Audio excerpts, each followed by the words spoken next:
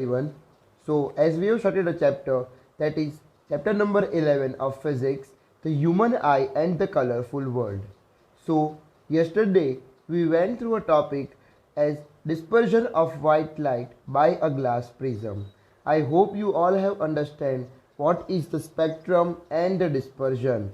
So, whenever a white light is passed through a glass prism, it gives us the seven color.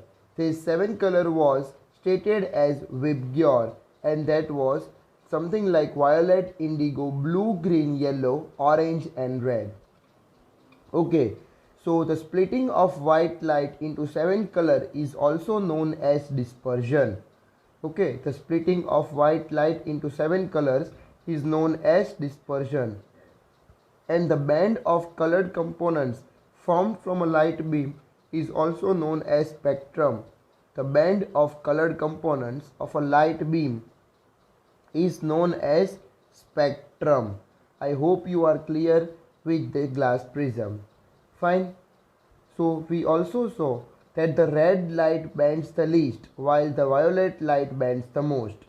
Fine, and so we are using the red colored lights as a danger signals in the dark, that we will see it later. Okay, I hope you are clear with this.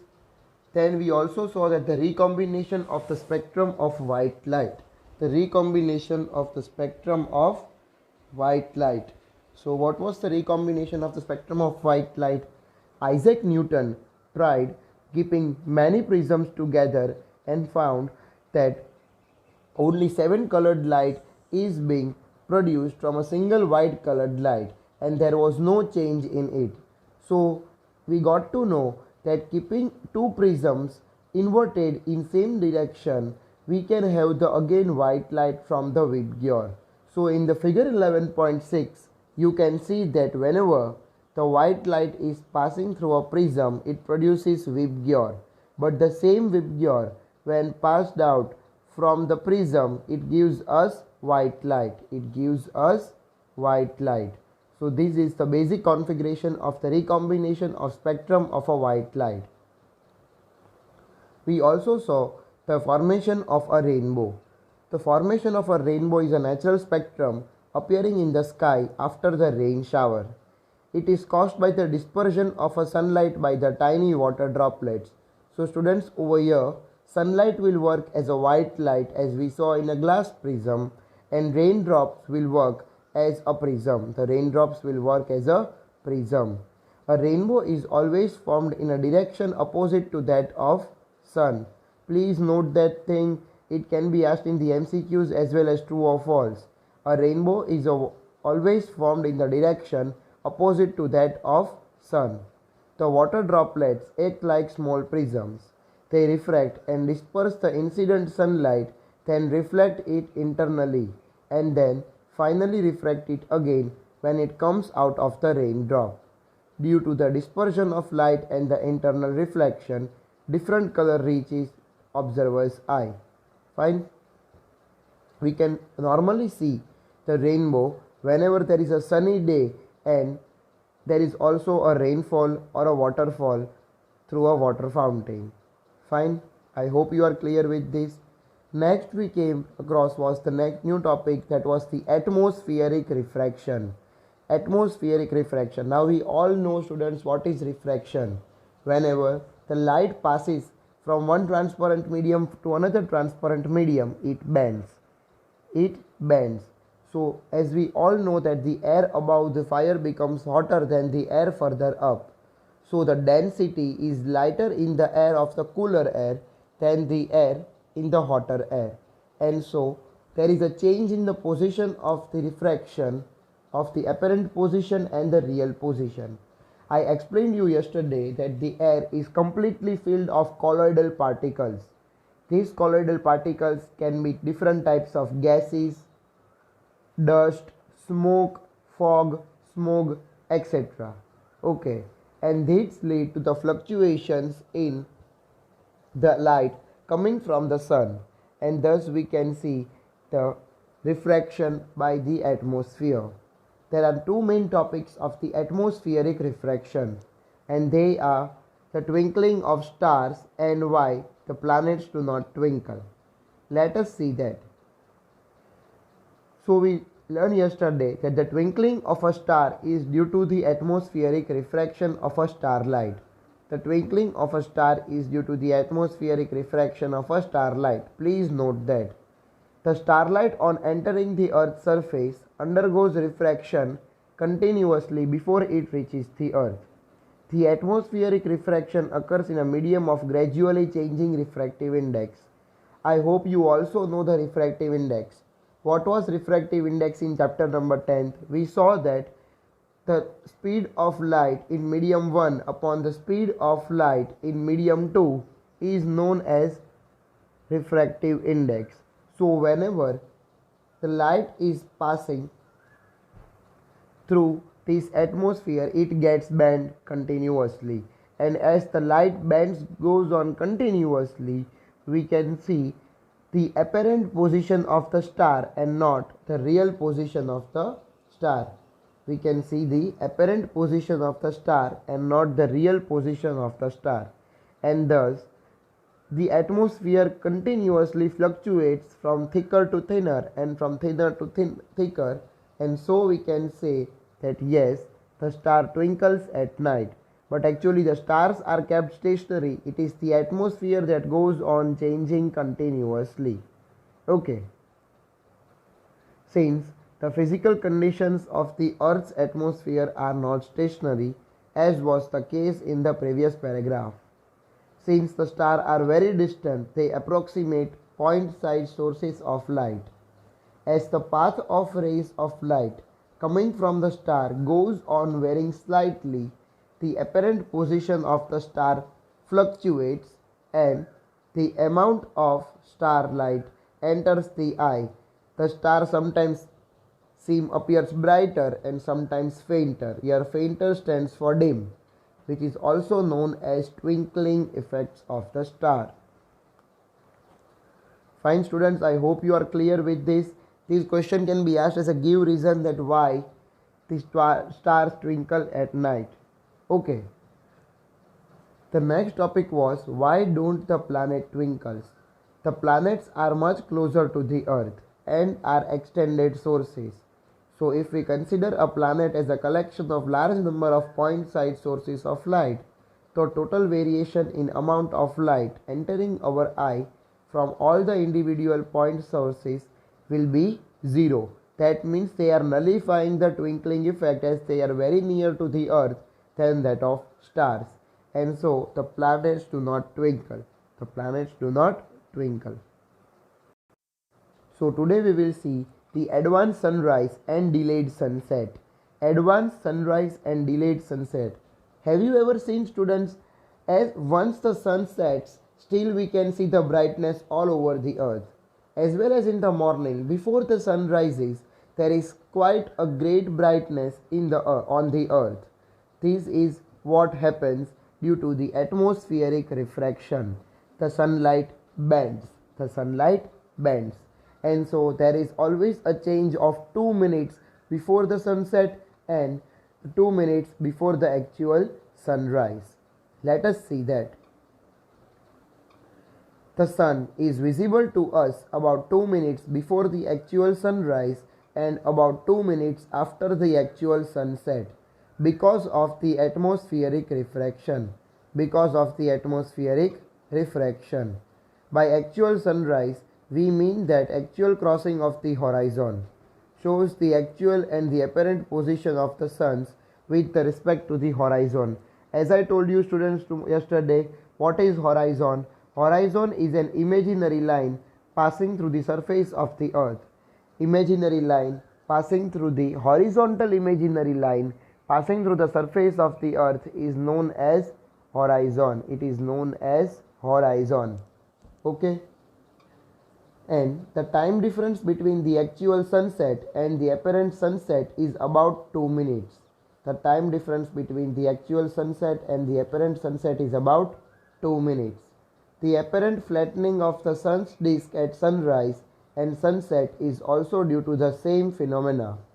The apparent flattening of the sun's disk at sunrise and sunset is also due to same phenomena.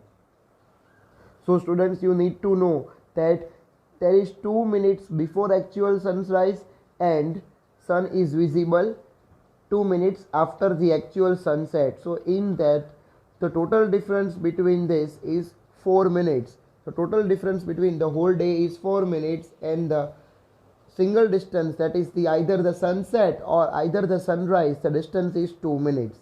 Okay, see, it is written over here, the time difference between actual sunset and apparent sunset is 2 minutes, and the time difference between the actual sunrise and apparent sunrise is also 2 minutes. Next is scattering of light. What is known as scattering of light? Have you ever seen in the morning, whenever you open the curtains, various types of small tiny particles flying or floating in the air? Okay, the same phenomena is known as scattering of light. The same phenomena is also known as scattering of light. How does it happen? Let us see that. The interplay of light with objects around us gives rise to the several spectacular phenomena in nature. The interplay of light with objects around us give rise to the several spectacular phenomena in nature. The blue color of the sky, color of the water in deep sea, the reddening of the sun at the sunrise and the sunset are some of the wonderful phenomena we are familiar with. Okay, the blue color of the sky because it scatters the most, the color of the water in deep sea, that also scatters the most, and so it looks blue in color. But at the time of the sunrise and at the time of the sunset, the sun color changes to red. The sun color changes to red, and these are said to be some wonderful phenomena of this.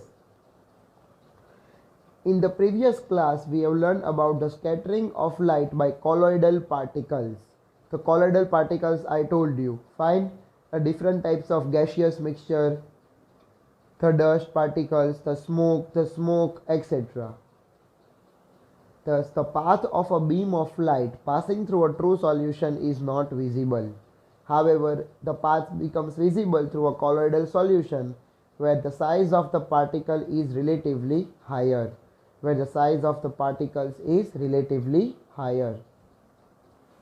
the first topic on that is the Tyndall's effect. What is Tyndall's effect? It is very basic. The Tyndall's effect we can consider as that the Earth's atmosphere is a heterogeneous mixture of minute particles. The Earth's atmosphere is a heterogeneous mixture of minute particles. These particles also include smoke, tiny water droplets, suspended particles of dust, and molecules of air. Okay, what are the different types of colloidal particles? Tiny water droplets, smoke, suspended particles of dust, and molecules of air. So when a beam of light strikes such fine particles, the path of beam becomes visible. Lights reach us after being reflected diffusely by these particles. The phenomena of scattering of light by the colloidal particles give rise to the Tyndall's effect.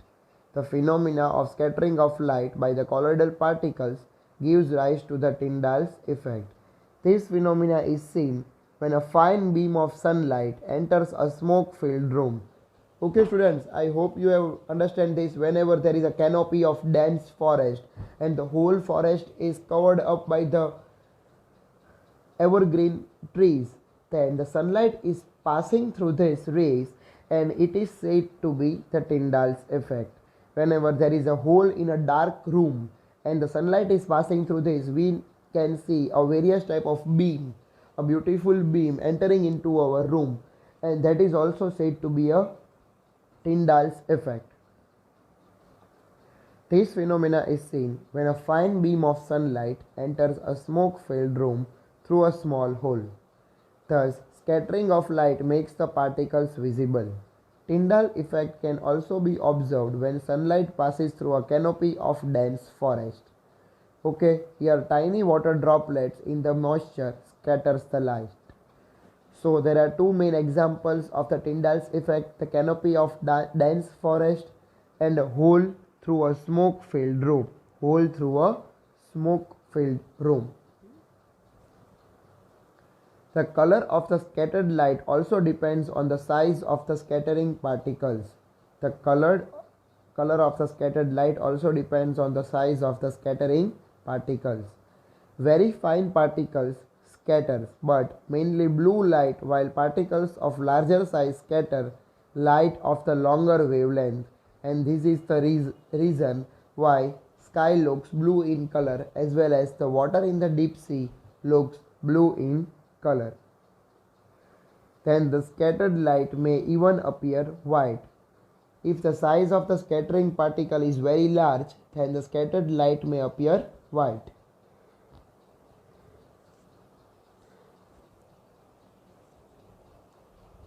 So that is the main topic over here, given why the color of the sky looks blue in color. Okay, let us go through this.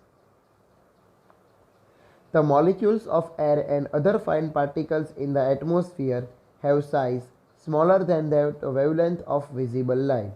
These are more effective in scattering of light of shorter wavelengths at the blue end than the light of the wavelength at the red end. Okay, and so it looks blue in color because blue has the larger wavelength than that of the red wavelength. Over here it is written that the red light has a wavelength about 1.8 times greater than blue light. The red light has a wavelength about 1.8 times greater than that of blue light. Thus, when sunlight passes through the atmosphere, the fine particles in the air scatter the blue color more strongly than red, and thus the scattered blue light enters the eye through our eyes. If the earth had no atmosphere, there would not have been any scattering, and thus the sky would have looked dark. The sky would have looked dark. Thus, the sky appears dark to the passengers flying at very high altitude, as there is no atmosphere, as scattering is not prominent at such height. This is also the question for a given reason that why the passengers or the astronauts gets the sky color black in color. Fine. So I hope you are clear with this. The scattered blue light enters our eyes, but if the earth had no atmosphere, there would not have been any scattering, and thus the sky would look dark. The sky appears dark to the passengers flying at a very high altitude, as scattering is not prominent at such heights. You might also have observed that the danger signal lights are red in color. The danger signal lights are red in color. The red is the less scattered by fog or smoke, and therefore it can be seen in the same color at a distance. Therefore it can be seen in the same color at a distance. The next topic is the color of the sun at the sunrise and the sunset.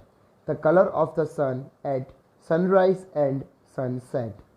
Have you ever seen the sky and the sun at the sun or sunset? Yes, of course. They look reddish in color. Then why do they look reddish in color at only the time of sunset and sunrise? Fine. So they have given us the activity over here so that we can get the explanation about the same thing.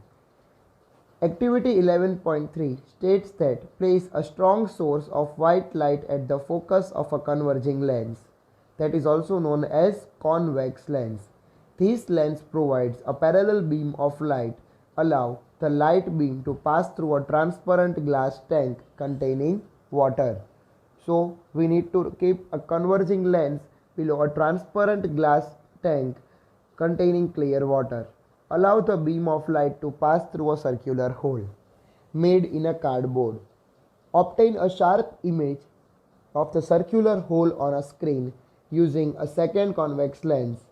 Dissolve about 200 grams of sodium thiosulfate, also known as hyposulfate, in about 2 liters of clean water tank and now add about 1 to 2 milli of concentrated sulfuric acid. But student, this is not as important, this activity. We can also know it by a simple solution. Okay, let us see this. You will find that the microscopic sulfur particles precipitating in about 2 to 3 minutes. Fine, after 2 to 3 minutes they will not dissolve in water. You know that what is precipitate. An insoluble substance found in water is known as precipitate. As the sulfur particles begin to form, you can observe the blue light forms the three sides of the glass tank. This is due to the scattering of short wavelengths by minute colloidal particles.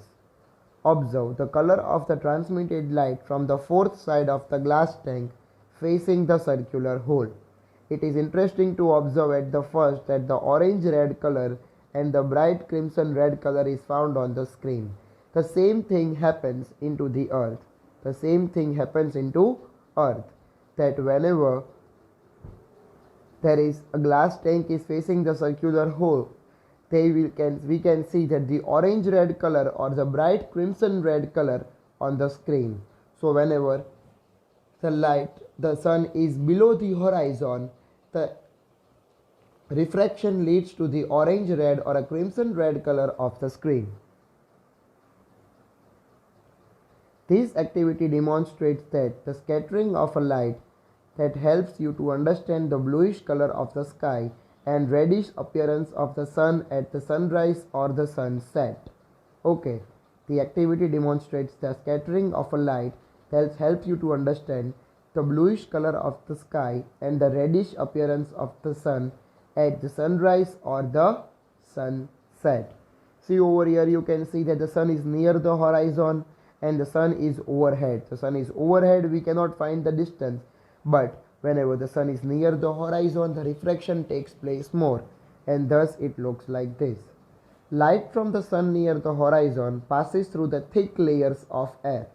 Light from the sun near the horizon passes through thick layers of air and the large distance in the Earth's atmosphere before reaching our eyes. Before it reaches our eye, the sun near the horizon passes through the thick layers of air and larger distance in the Earth's atmosphere before reaching our eyes. However, light from the sun overhead would travel relatively short distance at noon. The sun appears white as only light of the blue and violet colors are scattered. Fine, so when the sun is near the horizon, it looks red, orange or crimson red. But whenever the sun is at the overhead, it travels a less distance than the sun near the horizon. At noon, the sun appears white as only a little of the blue and violet colors are scattered near the horizon. Most of the blue colored light and the shorter wavelengths are scattered away by the particles. This light that reaches our eyes no longer wavelength and thus gives rise to the reddish appearance of the sun. Students, you need to go through this because it is very important. Okay, and you need to start writing from the second paragraph first line that the light from the sun appears near the horizon because through the thicker layers of the air, till the last line that this gives rise to the reddish appearance of the sun. Reddish appearance of the sun. So this is the basic level of why the sun looks red in color during the sunrise and during the sunset. During the sunrise and during the sunset. I hope you are clear with these things. If you are having doubt, you please let me know. Okay, this was a theory, so we did the screen recording over here. So what we did today was why the color of the sky is blue. Okay, because it scatters less, and so we can see that the clear sky blue. And we also saw that the passengers flying at an prominent heights, that is the high altitudes, does not scatter, and so they can see the sky looks dark in color. The sky looks dark in color. And we also saw that the danger signal lights are always the red in color. The danger signal lights are always red in color. The red is the least scattered by fog or smoke, therefore it can be seen in the same color at a distance. The Tyndall's effect, there are two main examples of the Tyndall's effect, that is a canopy of a dense forest and the sunlight passing through a hole in the dark room. Okay, the colloidal particles are smoke, tiny water droplets, suspended particles of dust, the molecules of air, etc.